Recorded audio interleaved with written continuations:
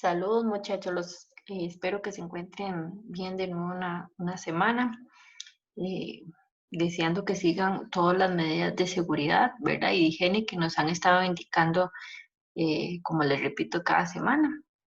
Y pues en esta ocasión vamos a abordar un nuevo tema que se relaciona a la participación ciudadana, ¿verdad? Y se titula Mi participación fortalece el sistema electoral.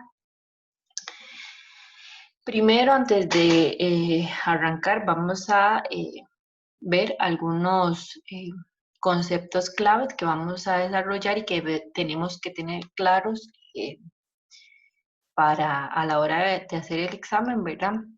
Y que ya muchos de estos ustedes conocen, que ya hemos visto en algunos otros temas o que ya ustedes conocen de su experiencia propia. El primero es el sistema electoral, ¿verdad? Que este se define como el conjunto de principios, normas y reglas, etcétera, establecidos por medio de los cuales el electorado expresa su voluntad política por medio de votos, ¿verdad? Entonces son todas estas reglas, normas que van a regular el proceso político y pues nosotros lo hacemos efectivo a través del voto. Esto es sistema electoral, ¿verdad? Ahora, cuando hablamos de campaña electoral, campaña es el conjunto de actividades organizativas y comunicativas realizadas por los candidatos y partidos políticos con el propósito de captar votos, ¿verdad? Entonces, campaña electoral son todas las actividades eh, que hacen o que realizan los candidatos y los partidos políticos para atraer más votos, ¿verdad? Ya eso, muchos participamos en esas campañas electorales o nos informamos en esas campañas, ¿verdad? Entonces el objetivo es de esto, ¿verdad? Comunicarnos, saber qué van a hacer y todo este aspecto. La participación, ¿verdad? Es esta participación social o política para incidir en el proceso de toma de decisiones, ya sea de forma directa o indirecta, ¿verdad? Entonces es como nosotros participamos generalmente, ¿verdad? O en este aspecto vamos a hacer referencia a la participación ciudadana, eh, que está relacionada directamente a decisiones políticas, ¿verdad? A nivel nacional o más local, pero su objetivo, ¿verdad?, es la toma de decisiones. Entonces nosotros participamos para tomar alguna decisión importante. El pluralismo, perdón, es una característica de los regímenes democráticos y lo que dice es que eh, al menos dos partidos se disputan el poder político, ¿verdad? Pluralismo, la misma palabra lo dice, de plural, de varios, o sea que al menos dos partidos están luchando para obtener el poder. Código electoral, ¿verdad? Que es otro de los que tal vez no conocen tanto, es el conjunto de normas legales que regulan las elecciones de un determinado país, ¿verdad? Entonces, el código electoral, como el nombre lo dice, código, o sea, es ese código que tiene las normas, los reglamentos que debemos seguir para desarrollar las elecciones en el país. La elección, ¿verdad? Ya es tal vez uno de los términos que más tenemos o que más conocemos, que es el proceso de toma de decisiones es utilizado en las democracias modernas, en el cual las personas ciudadanas seleccionan a los candidatos para que nos gobiernen, ¿verdad? Entonces la elección es este proceso en la que nosotros elegimos a los candidatos. El sufragio, ¿verdad? Generalmente lo conocemos como voto y su objetivo es designar algún representante en ciertos puestos, ¿verdad? Dependiendo puede ser, aquí nosotros votamos eh, por el presidente y por los diputados, ¿verdad? Entonces, esto es sufragio. Ahora, programa de gobierno es el plan de trabajo estratégico presentado durante las campañas electorales para establecer las políticas públicas que dirigirán las acciones de un posible gobierno. Entonces, programa de gobierno, ¿verdad? Es este plan que los partidos políticos presentan antes de que los elijamos, donde nos dicen a qué van a estar orientados sus acciones, qué es lo que pretenden hacer, qué es lo que buscan hacer en materia económica, en materia de educación, en materia, ¿verdad?, de salud, etcétera. Partido político son las agrupaciones de ciudadanos o ciudadanas cuyo propósito es incidir en el régimen político, ¿verdad? Entonces son estas agrupaciones o este conjunto de personas que siguen generalmente una ideología y que su objetivo, ¿verdad?, es modificar o, o incidir o diferenciar eh, en el aspecto político. La deuda política, tal vez es uno de los aspectos que no conocen mucho, es el pago de recursos públicos que reciben los partidos políticos según su caudal electoral, ¿verdad? Esto quiere decir que los que tienen más caudal reciben más dinero, lastimosamente, ¿verdad? Porque debería de ser más equitativo para que todos los partidos políticos puedan desarrollar una campaña igual, ¿verdad? Pero no. Entonces, dependiendo del caudal electoral, los partidos políticos reciben una X cantidad de dinero para financiar estas campañas electorales y la organización partidaria, ¿verdad? Entonces es este dinero o este pago que se le dan de los recursos públicos a los partidos políticos para que desarrollen su campaña. El abstencionismo, ¿verdad? Como la misma palabra lo dice, es abstenerse a, en este caso es abstenerse a ejercer nuestro derecho al voto, ¿verdad? O sea, no ir a votar. El bipartidismo es en estos sistemas políticos en el que predominan dos partidos, como el mismo nombre lo dice, bi, que viene de dos, es en el que predominan dos partidos políticos. La opinión pública se define como el conjunto de opiniones de los miembros de una sociedad, no, pero es más que la suma de las opiniones individuales, ¿verdad? No es lo que yo pienso como una sola persona, sino que puede ser que haya 10 personas, por decir un X número, y depende de lo que piensen estas personas, se saca una opinión general. Entonces, la mayoría, digamos, qué sé yo, eh, estamos hablando de la recolección de basura. Entonces, a la mayoría de personas les sirve que la recolección de basura sea el miércoles. Entonces, la opinión pública es que la mayoría de personas les sirve que la basura pública pase el día miércoles, por ejemplo, aunque haya una persona individual, una solita, que diga que a ella le sirve el sábado, por ejemplo. Entonces, la opinión pública es más una opinión más englobada, más generalizada y no individualizada.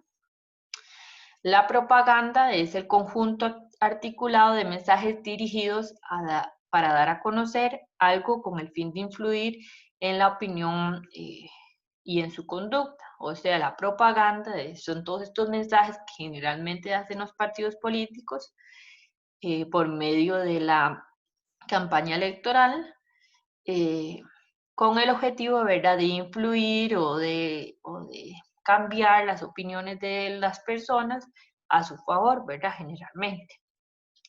La ideología, que ese es uno de los aspectos que ya también habíamos visto desde el principio, son todas estas ideas, valores, tanto a nivel político, económico y social, que van a guiar los comportamientos de los diferentes partidos políticos o de los grupos o diferentes grupos.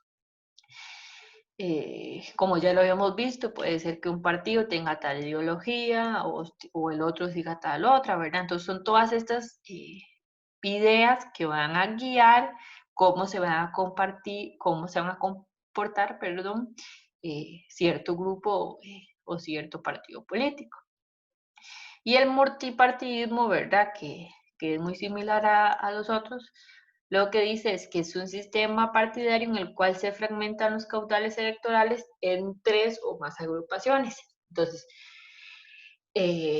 bipartidismo, recordemos que son dos partidos, multipartidismo eh, es eh, cuando hay más de tres o tres o más, ¿verdad? Unipartidismo, que no lo vimos aquí, pero el nombre lo dice, es cuando hay un solo partido. Pero sí tenemos claro estos conceptos. Ahora bien, aquí hacemos reflexión con una imagencita sobre la participación, ¿verdad? Que es un aspecto que nos debería de involucrar a todos los ciudadanos, y la misma dice, con la participación de todos nosotros podemos lograrlo. Y esta otra persona lo que dice es: queremos vivienda digna, permanente y definitiva, ¿verdad? A veces hay aspectos que no son directamente como ir a como ir a votar, como ir a ejercer el sufragio, que generalmente pensamos que ser ciudadano, ¿verdad? Y nuestra obligación es nada más eso, o que nada más engloba eso, pero nuestra participación ciudadana engloba muchísimos otros aspectos que son importantes, ¿verdad? Y que nos afectan directamente. Ahora bien, la importancia de la cultura electoral en la formación ciudadana, de la ciudadanía, ¿verdad? Aquí dice que regularmente el costarricense espera a llegar a acuerdos, discute, dialoga, delibera, hace votaciones para la toma de decisiones del día a día, ¿verdad? De esta manera, aunque pase desapercibido el sistema democrático, es para el costarricense más que ir a votar cada 4 años, y es una forma más bien de entender la vida. ¿Qué es lo que queremos hacer? Reflexiona, ¿qué es lo que queremos hacer referencia o queremos reflexionar con esto que les digo? Que a veces, como les dije anteriormente, pensamos que cuando decimos que debemos ejercer nuestra participación, debemos participar, debemos ejercer nuestra ciudadanía, pensamos que nada más es esa obligación de ir a votar cada 4 años, eh, o, o por los presidentes o por los alcaldes, ¿verdad? Pero tenemos nosotros la dicha de que en aspectos tan pequeños como en nuestra casa, como en nuestra comunidad, ejercemos el diálogo, ¿verdad? No vivimos en una guerra permanente, tratamos de llegar a acuerdos, ¿verdad? Tratamos de tomar decisiones para el bien común, así sea desde lo más pequeño, ¿verdad? Como desde nuestro hogar, para llegar a un consenso, llegar a un bien más generalizado, ¿verdad? Entonces ya desde aspectos tan pequeños empezamos a ver que los costarricenses nos caracterizamos, ¿verdad? Por buscar siempre el diálogo, eh, y el bien común, para como un fin, ¿verdad? Y pues todo esto se va mostrando o se va evidenciando en, en lo que debería ser este sistema democrático, que deberíamos también participar aún más, ¿verdad? Que es parte de la dicha que tenemos, que por tenerla a veces no la notamos, y que también deberíamos sacar más provecho y ejercer más nuestra participación en nuestra comunidad. Ahora vean, aquí vemos un grafiquito que les adjunté, ¿verdad? Que es sobre la ciudadanía, ¿verdad? La ciudadanía debe exigir sus derechos, ejercer sus deberes, y también es parte de su trabajo analizar, reflexionar eh, acerca del voto que va a emitir, ¿verdad? Entonces, debemos exigir nuestros derechos, pero también debemos ejercer nuestros deberes, cumplirlos como ciudadanos. Y otra característica más es, ¿verdad?, lo relacionado al voto. No solo ir a votar, sino ir a votar de manera eh, consciente, habiendo reflexionado, analizado y de forma crítica, ¿verdad? Y esto se demuestra, ¿verdad?, que es una pequeña cronología, que lo primero que debemos tener es una participación ciudadana activa, ¿verdad? Desde nuestra comunidad, desde lo más pequeño, desde lo que más me afecta a mí, a lo que más afecta a mi familia, ahí es donde debemos estar más involucrados. Después, el votar es participar, pero no es la única forma, ¿verdad? Como les he dicho, es nuestra obligación, sí, es muy importante que siempre salgamos a votar de manera crítica, analizando, ¿verdad? Con un voto informado, pero hay que tener claro que no es la única forma de participación ciudadana. También debemos exigir la transparencia del Tribunal Supremo de Elecciones, que lo vamos a ver más adelante. Y también debemos vigilar el proceso electoral, analizar, informarnos tener una opinión y reflexionar, ¿verdad? Todo esto que los invito a hacer. Y aquí se centra tal vez un poquito más al voto, ¿verdad? Al proceso electoral, pero es con todo en general. Nosotros desde la participación ciudadana activa, desde lo más pequeño, desde mi comunidad, desde mi hogar, desde lo que más me afecta a mí, tenemos que ser críticos, ¿verdad? Participar, exigir nuestros derechos, y así como nosotros debemos ejercer y hacer cumplir nuestros deberes, también debemos exigir todo esto, todos estos derechos que tenemos constitucionalmente. Ahora bien, vamos a pasar a este otro siguiente tema, ¿verdad? Que es el sistema electoral en Costa Rica, en el cual vamos a estudiar las instituciones que deben velar por el correcto funcionamiento de nuestro sistema electoral, los mecanismos electorales, los partidos, la participación, el sufragio y el abstencionismo.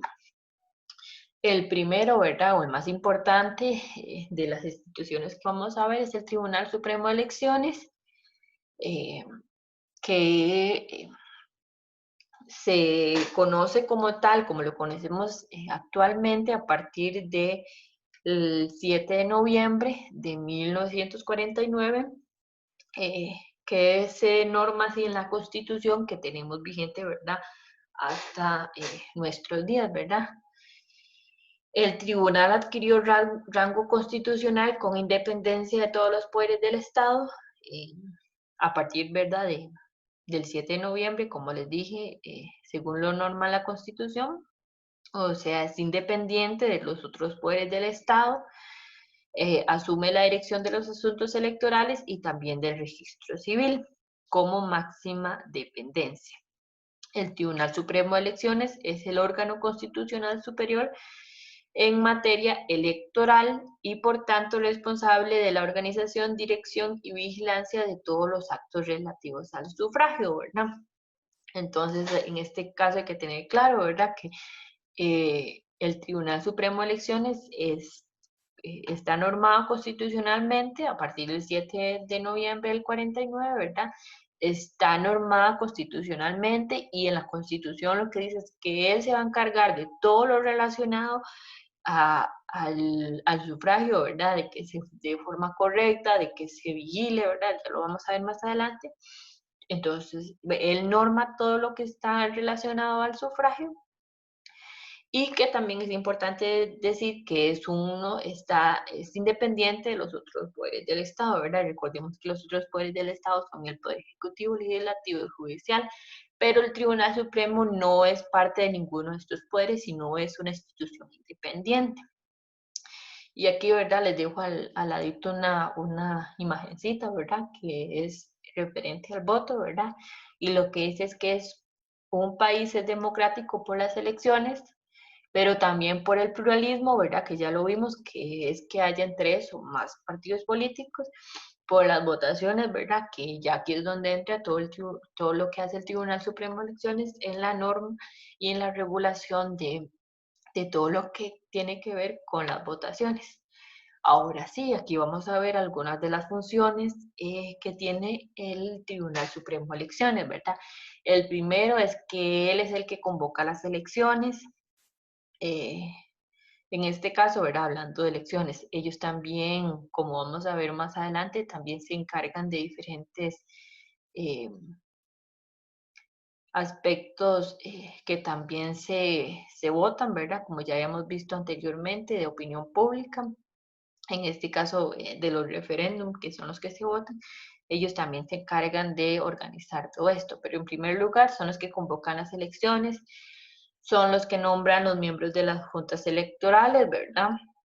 Son los que investigan todas las denuncias que se presenten en relación a si hay eh, algún problema o no hay algo muy claro con respecto al accionar de los partidos políticos o en campaña política, ¿verdad? La campaña electoral, si hay algo que está irregular, ellos son los que investigan todo este proceso, ¿verdad? Porque tampoco es que se puede hacer cualquier cosa, o sea, como decimos los chicos, lo que se nos dé la gana, no es que se pueda hacer eso en campaña política. Entonces, si hay alguna anomalía, el tribunal es el que analiza si hay alguna denuncia, si hay algún hecho irregular, para, para regular todo esto, ¿verdad? También entre sus disposiciones deben acatarse obligatoriamente, ¿verdad? Todo lo que ellos digan con relación a el voto, ¿verdad? Se debe acatar obligatoriamente. Solo ellos pueden interpretar las leyes electorales, ¿verdad? Como les digo, ellos son los que regulan y norman todo lo relacionado al proceso electoral. En, en periodo de elecciones dirige la fuerza pública, ¿verdad? Ellos también pues tienen la potestad de decir o dirigir, pedir ayuda a la fuerza pública para regular o para tener control sobre los procesos electorales, ¿verdad? Son los encargados, ¿verdad?, de escrutar los votos, en este caso de contar, de analizar, ¿verdad?, todas las papeletas y mostrar los resultados, que es el siguiente aspecto.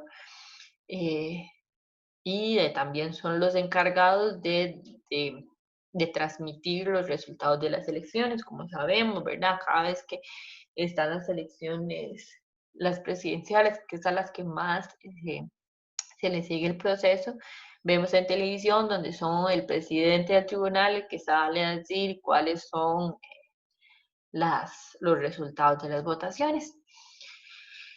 También están encargados, ¿verdad?, de todo lo que tenga que ver con algún referéndum que se vaya a hacer en el país, por ejemplo. Recordemos que aquí el referéndum más sonado, como ya habíamos visto, era el referéndum del TLC, ¿verdad?, el Tratado de Libre Comercio con Estados Unidos, en el que se votó. Recordemos que un referéndum es de carácter vinculante, o sea que lo que diga un referéndum también es lo que pasa a ser una ley, ¿verdad? Entonces, pues todo lo que implique, ¿verdad? O todo lo que tiene que ver con este proceso de un referéndum, de la votación, de las papeletas, de la organización política, del conteo de los votos, igual, aunque no sea para de voto de presidente o de alcaldías, ¿verdad? O todo esto, sino que es un referéndum, pero también le pertenece o también es función del Tribunal Supremo de Elecciones. También organiza los distritos electorales y vigila la propaganda de los partidos políticos, que esto también tiene que ver con lo que les mencioné anteriormente, las denuncias, ¿verdad? Que la propaganda no es que los partidos políticos pueden hacer lo que ellos quieran, sino que hay una normativa que ellos deben de seguir y es función del Tribunal Supremo de Elecciones velar que esta propaganda se dé de manera correcta en los tiempos estipulados, etcétera, ¿no? Ahora bien, el registro civil es una institución o una institución, pues sí, que se deslinda del Tribunal Supremo de Elecciones. Y vamos a verlo a continuación, ¿verdad? Entre las funciones principales del registro civil está llevar el registro central del Estado civil. Vamos a ver los nacimientos, ellos llevan el control de los nacimientos, de las adopciones, de los matrimonios, de los divorcios, de las defunciones, eh, de la adquisición de la nacionalidad costarricense, ¿verdad?, etcétera. Entonces, el registro civil es el que va a llevar todo este control o todo este recuento de tanto, por ejemplo, de los nacimientos, cuántos niños nacieron en este mes, en este día, en este año, cuáles son las adopciones, cuántos matrimonios, ¿verdad? Todo esto está en el registro civil y es el que lleva el control de todos estos aspectos. También es el encargado de extender o de expedir las cédulas de identidad, ¿verdad? Y es donde vamos a hacernos nuestras cédulas. Y también resuelve las solicitudes para adquirir la ciudadanía. Él es el encargado, ¿verdad?, también de velar por o de resolver las solicitudes de diferentes personas que quieren adquirir la ciudadanía costarricense. Esto es todo por hoy, ¿verdad? Espero que les vaya quedando claro en, en primera instancia todo lo que tiene que ver con la participación ciudadana, ¿verdad? Nuestro deber como ciudadanos, en qué aspectos debemos involucrarnos más, ¿verdad? ¿Cuáles son nuestras obligaciones? ¿Cuáles deben de ser nuestros derechos, pero también nuestros deberes. Hacer esa reflexión, ¿verdad? Que debemos participar más activamente en todas esas actividades eh, que nos afectan más directamente. Y como la segunda parte de los temas que vimos, ¿verdad? Estas instituciones que están directamente relacionadas a esta participación ciudadana, ¿verdad? En este caso, más relacionado al voto, que es el Tribunal Supremo de Elecciones, ¿verdad? Y en este caso, el último, el registro civil. Como les digo, cada semana espero que se cuiden bastante, que sigan todas las normas de seguridad, que estudien bastante, ¿verdad? Y al final del video, como les digo, dejar un comentario de reflexión sobre los aspectos que hayan aprendido, que les llamó la atención, ¿verdad? O algún comentario relacionado al tema. Muchísimas gracias, ¿verdad? Y a seguir cuidándose bastante.